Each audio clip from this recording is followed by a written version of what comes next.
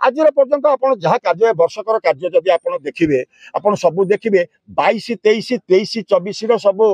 Financial sanction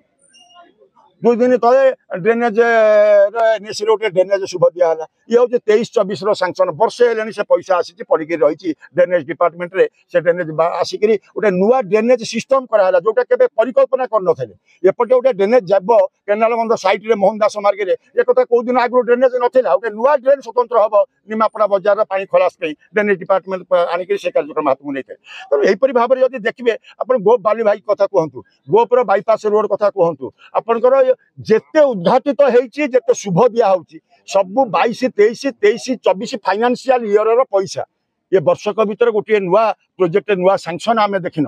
किंतु बाकी जो 4 वर्ष रहा उत्कर्ष निमापड़ा माध्यम आम आशा करूँ उत्कर्ष निमापड़ा हम उत्कर्ष गोप हम बहुत कथा हम आम भोट देचु आम करेचु तेणु कर्तव्य करवा इतने दया कर किसी ना।